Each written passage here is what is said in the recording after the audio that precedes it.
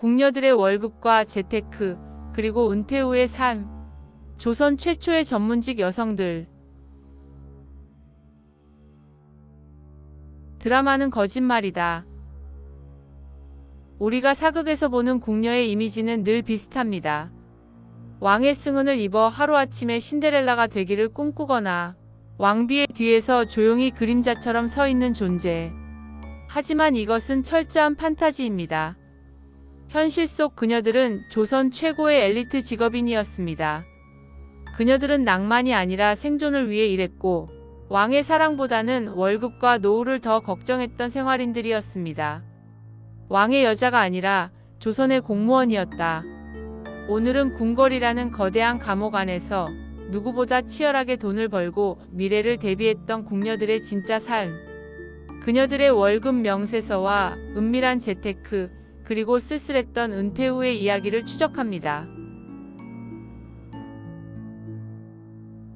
입사 경쟁률 100대 1, 조선 최고의 전문직. 궁녀가 되는 길은 입사부터 전쟁이었습니다. 보통 4세에서 10세 사이의 어린 나이의 생각시로 입궁하는데 한번 들어가면 죽어서야 나올 수 있는 곳임에도 경쟁은 치열했습니다. 왜냐고요? 당시 여성으로서 가질 수 있는 유일한 전문직이자 집안을 일으킬 수 있는 성공의 사다리였기 때문입니다. 궁녀라고 다 같은 궁녀가 아니었습니다. 철저한 분업 시스템이었습니다. 왕과 왕비의 최측근에서 비서 역할을 하는 지밀이 가장 권력이 셌고, 옷을 만드는 침방, 자수를 놓는 수방은 기술직 엘리트였습니다. 반면 요리를 하는 소주방이나 빨래나 청소를 담당하는 무수리들은 고된 육체 노동에 시달려야 했습니다. 그녀들은 견습 기간만 15년 이상을 거쳐야 정식 궁녀인 나인이 될 수 있었습니다. 그 과정은 현대의 고시 공부만큼이나 혹독했습니다. 글을 익히고 궁중 예법을 배우고 고도의 기술을 연마해야 했죠. 그녀들은 단순한 시녀가 아니라 조선 왕실의 살림을 책임지는 실무 행정가들이었습니다. 그녀들의 연봉 명세서, 조선의 골드미스. 그렇다면 이토록 고된 노동의 대가는 얼마였을까요? 놀랍게도 그녀들은 조선시대 여성 중 가장 많은 돈을 버는 고소득자였습니다. 물론 당시에는 현금이 아닌 현물로 월급을 받았습니다. 기록에 따르면 정식 나이는 쌀 4말, 콩 1말 5대, 북어 3마리 정도를 매달 받았는데 이는 당시 웬만한 남성 말단 관리보다 높은 수준이었습니다. 특히 경력 30년 이상의 고위직 상궁이 되면 대우가 달라졌습니다. 그녀들은 개인 방을 배정받고 자신을 시중드는 하녀까지 거느렸습니다. 왕의 유모인 봉보 부인의 경우 정일품 영의정과 맞먹는 지위를 누리기도 했습니다. 의식주가 궁에서 모두 해결되니 월급은 고스란히 그녀들의 여유 자금이 되었습니다. 하지만 아이러니가 있습니다. 돈은 많은데 쓸 곳이 없었습니다. 궁궐 밖 출입이 철저히 통제되었기 때문입니다. 갇혀 지내는 스트레스와 소비할 곳 없는 잉여 자금. 이것이 그녀들을 조선 최고의 큰손으로 만들게 됩니다. 은밀한 재테크, 조카 명의와 고리대금. 내 돈을 불려다오. 궁녀들은 모은 재산을 친정 식구들을 통해 굴렸습니다. 가장 인기 있는 재테크 수단은 역시 부동산이었습니다. 한양 인근의 좋은 땅과 집들이 아름아름 궁녀들의 소유가 되었습니다. 실제로 조선 후기에는 궁녀들의 재력이 한양 경제를 흔들 정도였다고 합니다. 빛이 있으면 그림자도 있는 법. 일부 궁녀들은 막강한 현금 보유력을 바탕으로 고리대금업에 손을 댔습니다. 궁중의 물건을 쓰는 자는 건드리지 못한다는 권력을 이용해 빌려준 돈을 가혹하게 받아내기도 했습니다.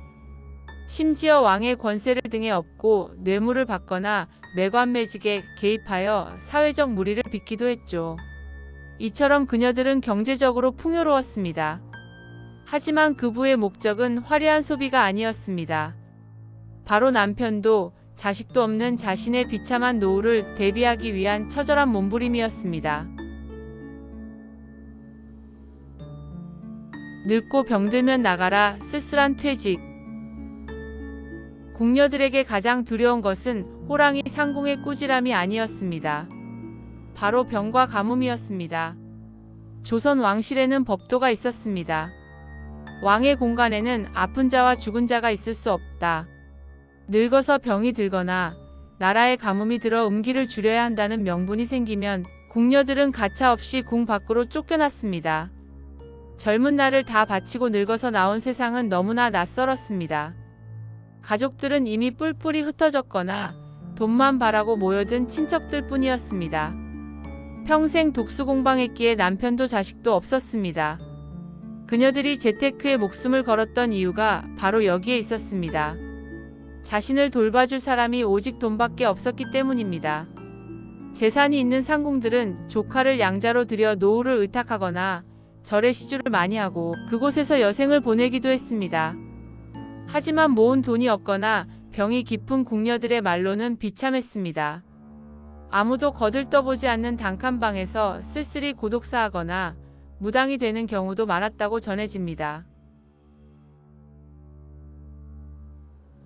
황금 감옥 속의 전문직 여성. 조선의 궁녀. 그들은 단순히 왕의 시중을 드는 소모품이 아니었습니다. 왕조 시스템을 유지하는 핵심 인력이자 자신의 능력으로 부를 축적하고 운명을 개척하려 했던 생활력 강한 직업인들이었습니다. 하지만 그 화려한 전문직 타이틀 뒤에는 평생을 감시 속에 살아야 했던 숨막히는 고통과 돈으로밖에 자신의 노후를 보장받을 수 없었던 1인 가구의 서러움이 짙게 배어 있습니다. 8살의 입궁에 꼬부랑 할머니가 되어 쫓겨날 때까지 그녀들이 궁궐 안에 지은 것은 왕을 위한 집이 아니라 어쩌면 외로움을 견디기 위한 자신들만의 황금 감옥이었을지도 모릅니다. 지금까지 역사 이야기였습니다.